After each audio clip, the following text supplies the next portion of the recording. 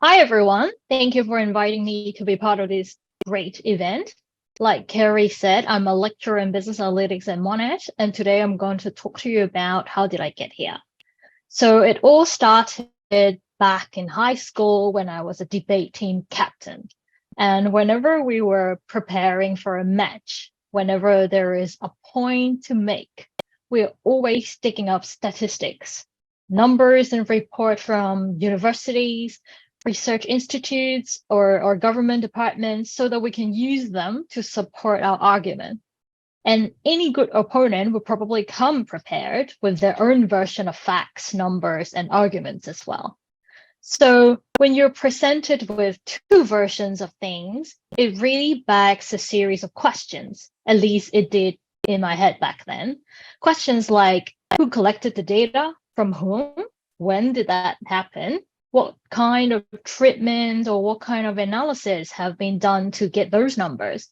What method did they use? And if I use another method, will I get a different conclusion? And that's why I decided to study just a little bit more applied maths in high school so that I can challenge people with their numbers in an educated way. So one thing leads to another. I got into the University of Sydney to do a combined degree in commerce and law because I thought I'd be a lawyer, but that didn't happen. Because I did a major in quantitative business analysis in my Bachelor of Commerce, and I love it so much more than my other units. It just made sense and it allows me to recognize patterns in data that may not be obvious to an untrained pair of eyes. It allows me to make decisions with a scientific method with data. So I dropped the law degree and proceed to do the honors program in business analytics. My honors project was about insurance loss reserve modeling with scale mixture distribution using Bayesian MCMC methods. And that was a very rewarding year. And in that very year, I was also introduced to the area of convex optimization, which inspired me to do a PhD in business analytics at Sydney Uni. So you see, throughout my entire bachelor degree, I was presented with separated blocks of knowledge in different units or projects. There's one about regression and hypothesis testing. There's another one about decision tree. There's another one about optimization. And there's about like 1,000 other ones. This is about Bayesian stuff, so on and so forth.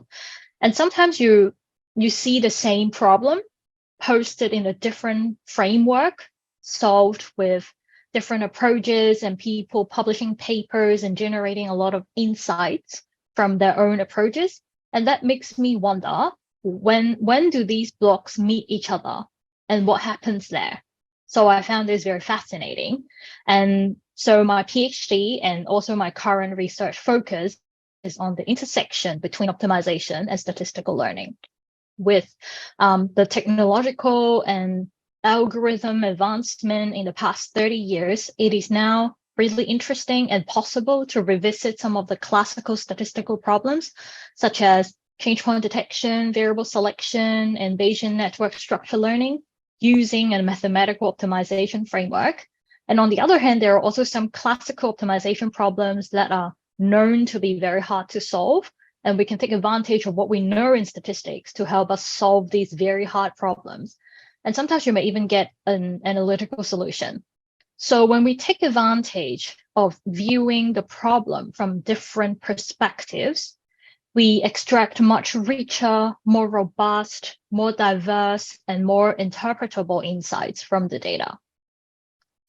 And because I work in the intersection of these areas, I get to work with experts in these fields, such as Associate Professor Dimitro Messipura in optimization, who was also my PhD supervisor, and also Professor Farshid Bahid and Professor Artem Prokhorov in Econometrics and statistical learning. I also get to work with a bunch of awesome collaborators in different applications, such as international business, political science, and finance. And with these collaborators, I get to work with a lot of different types of data set, structured data like tabular data, unstructured data like text, speech, etc.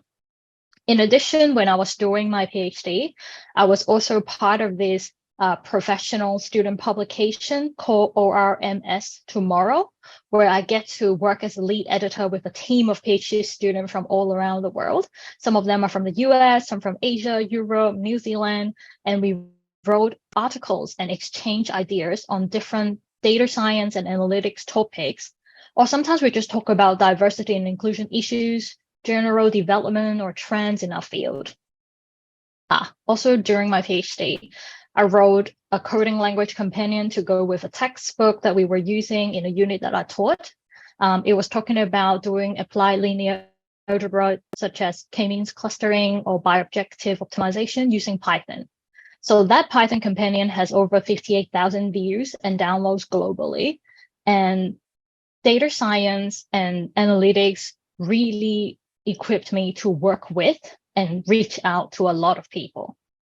So just circling back, naturally, after I have done honors in business analytics, PhD in business analytics, it makes a lot of sense to go for a position called lecturer in business analytics. And that's basically how I get here. Last but not least, when it comes to equity, diversity, and inclusion in data science and STEM, personally, I'm observing more female in STEM at the undergrad level compared to maybe 10 years ago. According to the Department of Industry, Science and Resources, the number of women enrolling in university STEM courses increased by 24% between 2015 and 2020.